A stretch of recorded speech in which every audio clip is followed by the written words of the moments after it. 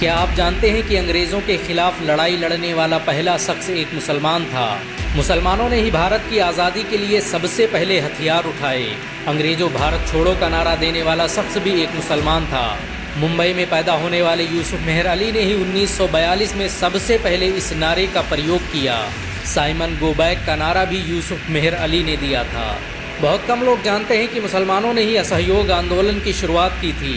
1920 में खिलाफत आंदोलन के दौरान मोहम्मद अली जौहर और मौलाना अबुल कलाम आज़ाद ने सबसे पहले अंग्रेजी सामान का बहिष्कार करने की रणनीति बनाई, जो कुछ ही दिनों में पूरे भारत में फैल गई।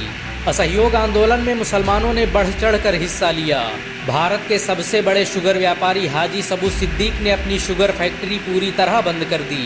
ये फैक्ट्री इतनी बड़ी थी कि इसके द्वारा बनाई गई शुगर पूरे इंग्लैंड में इस्तेमाल की जाती थी। बहुत कम लोग जानते हैं कि बाटा कंपनी भी मुसलमानों की थी, जिसे असहयोग आंदोलन के दौरान एक अंग्रेज ने खरीद लिया था। मुसलमानों ने इस आंदोलन के समर्थन में अपना सब कुछ कुर्बान कर दिया। आपको ये जानकर शायद हैरानी हो कि भगत सिंह का केस लड़ने वाला शख्स भी एक मुसलमान था। बैरिस्टर आसिफ अली ने भगत सिंह का केस तब लड़ा जब कोई भगत सिंह का साथ देने को तैयार नहीं था। अगर शोभा सिंह ने भगत सिंह के खिलाफ गवाही न दी होती तो भगत सिंह फांसी के फंदे पर चढ़ने से बच जाते। इंकलाब जिंदाबाद का नारा देने वाले हसरत मोहानी भी एक मुसलमान थे। उन्होंने ही भारत की आज़ादी की रूपरेखा तैयार की थी। इतिहासकारों के मुताबिक 1857 में होने वाले विद्रोह में 50,000 से अधिक उलमाओं को फांसी दी गई और लाखों मुसलमान सरेआम कत्ल कर दिए गए। 1857 में दिल्ली से लेकर कलकत्ता की रोड पर कोई ऐसा पेड़ नहीं था जिस पर मुस्लिम उलमाओं की लाशें न टंगी हों। मुसलमानों ने ही भारत की आज़ादी के लिए पहली जंग लड़ी। मैसूर के सुल्तान हैदर अली और उसके बेटे टीपू भारत की आज़ादी के लिए शहीद होने वाले पहले शासक थे। मशहूर क्रांतिकारी अशफाकुल्लाह खान सबसे कम उम्र में फांसी पाने वाले भारत के पहले व्यक्ति थे। औरंगजेब के शासनकाल में अंग्रेज कभी भारत में दाखिल न हो सके। बहुत कम लोग जानते हैं कि जय हिंद का नारा एक मुसलमान आबिद हसन सफ़ानी ने दिया था। ये नारा आज भी भारतीय सेना और शासकीय प्रणाली में सम्मान स्वरूप इस्तेमाल किया जाता है। तिरंगे का निर्माण करने वाली सुरैया तैयब जी भी एक मुसलमान थी। उन्होंने ही भारत के राष्ट्रीय ध्वज को वर्तमान रूप दिया था। हैदराबाद में जन्मी सुरैया तैयब जी के जरिए बनाया गया तिरंगा आज भी पूरे भारत में लहरा रहा है। मुसलमानों ने भारत के लिए जो किया वो आज तक कोई नहीं कर पाया। कानपुर में पैदा होने वाले अजीमुल्लाह खान ने ही मादरे वतन भारत की जय का नारा दिया था, जिसमें बाद में कुछ सांप्रदायिक लोगों ने माता शब्द जोड़ दिया। आपको ये जानकर शायद हैरानी हो कि भारत का पहला राष्ट्रीय गीत अजीमुल्लाह खान ने ही लिखा था।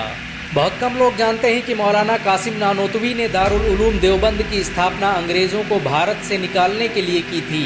इस मदरसे का मकसद देश में ऐसे नौजवानों को पैदा करना था जो भारत की आज़ादी में योगदान दे सकें। रेशमी रुमाल आंदोलन की शुरुआत करने वाले मौलाना महमूदुल हसन और मौलाना उबैदुल्ला सिंधी दारुल उलूम देवबंद के ही छात्र थे।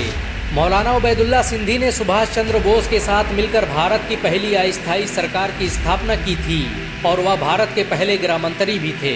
आपको ये जानकर शायद हैरानी हो कि मौलाना महमूदुल हसन ने ही 1920 में गांधी को महात्मा का लक़ब दिया। उनका ये नाम इतना मशहूर हुआ कि गांधी पूरी दुनिया में महात्मा गांधी के नाम से पुकारे जाने लगे। महमूदुल हसन ने ही हकीम अजमल खान के साथ मिलकर 1920 में जामिया मिलिया इस्लामिया यूनिवर्सिटी की स्थापना की थी, ताकि भारतीय शिक्षा तंत्र को अंग्रेजों के चंगुल से आज़ाद करवाया जा सके। आपको ये जानकर शायद हैरानी हो कि काला पानी जैसी दर्दनाक सज़ाओं को पाने वाले 90% से अधिक लोग मुसलमान थे। अंडमान निकोबार में आज भी सबसे ज़्यादा कब्रें मुसलमानों की हैं। मुसलमानों के अलावा दूसरे लोगों ने काला पानी से बचने के लिए न सिर्फ माफ़ीनामे लिखे बल्कि अंग्रेज़ों की मुखबरी भी की। मुसलमानों ने ही अंग्रेज़ों के खिलाफ सबसे पहले हथियार उठाए। 1772 में शाह अब्दुल अजीज़ ने अंग्रेज़ों के खिलाफ फतवा देते हुए ऐलान किया कि अंग्रेज़ों की ग़ुलामी हराम है और हर मुसलमान पर फ़र्ज़ है कि वो अपने मुल्क और देश की आज़ादी के लिए ख़ुद को कुर्बान कर दे। 1857 में होने वाले विद्रोह की प्लानिंग एक मुसलमान मौलवी अहमदुल्ला शाह ने की थी। वो भारत के अकेले इंसान थे जिन पर अंग्रेज़ों ने 50,000 रुपये का इनाम रखा था। ये रकम इतनी बड़ी थी कि राजा जगन्नाथ ने पैसों की लालच में आकर अहमदुल्ला शाह अब्दाली की मुखबरी कर दी और अंग्रेज़ों ने उन्हें शहीद कर दिया। बहुत कम लोग जानते हैं कि 1857 में शहीद होने वाले 90% लोग मुसलमान थे। जालियांवाला बाग में जनरल डायर की गोलियों का निशाना बनने वाले अधिकतर लोग मुसलमान थे। भारत की आज़ादी का नेतृत्व करने वाले संगठन इंडियन नेशनल कांग्रेस के 9 से अधिक प्रेसिडेंट मुसलमान रहे। गांधी जी ने अफ्रीका में जहां वकालत की पढ़ाई की, वो कॉलेज भी एक भारतीय मुसलमान का था और वह जब भारत आए तो उन्होंने आज़ादी के लिए अली ब्रदर्स के साथ काम करना शुरू किया, जो कि मुसलमान थे। बहुत कम लोग जानते हैं कि 1921 में केरल के मुसलमानों द्वारा अंग्रेज़ों के खिलाफ लड़ी गई जंग में 3000 से अधिक मुसलमान शहीद हुए और 50,000 मुसलमानों को जेल में कैद कर दिया गया। ये आंदोलन मोपला मुस्लिम आंदोलन के नाम से जाना जाता है। 1942 में शुरू हुए भारत छोड़ो आंदोलन की रूपरेखा मौलाना अबुल कलाम आज़ाद ने तैयार की थी। संविधान निर्माता डॉक्टर भीमराव अंबेडकर को पहचान दिलाने में मुसलमानों का बड़ा योगदान रहा। 1946 में जब भीमराव अंबेडकर दलित होने की वजह से इलेक्शन हार गए तो बंगाल मुस्लिम लीग ने उन्हें मुस्लिम इलाकों से इलेक्शन लड़ने की दावत दी। इस तरह भीमराव अंबेडकर संविधान सभा का हिस्सा बन सके। अगर मुसलमान भीमराव अंबेडकर को इलेक्शन न जिताते तो उन्हें कभी भारत का संविधान लिखने का मौका न मिलता। भारत की आज़ादी के लिए सबसे ज़्यादा लेख, शायरी, गीत और किताबें मुसलमानों ने ही लिखी। अल्लामा इकबाल के ज़रिए लिखा गया सारे जहां से अच्छा आज पूरे भारत में गाया जाता है।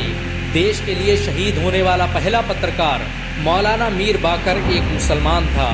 भारत की आज़ादी के लिए मुस्लिम राजाओं और महाराजाओं ने अपने खजाने खोल दिए। कोलकाता के हाजी उस्मान सईद ने अपना सब कुछ भारत की आज़ादी के लिए कुर्बान कर दिया। हाजी उस्मान की अमीरी का अंदाज़ा इसी बात से लगाया जा सकता है कि 1920 तक कोलकाता में बनने वाला हर स्कूल और हर बड़ी बिल्डिंग उन्हीं की थी।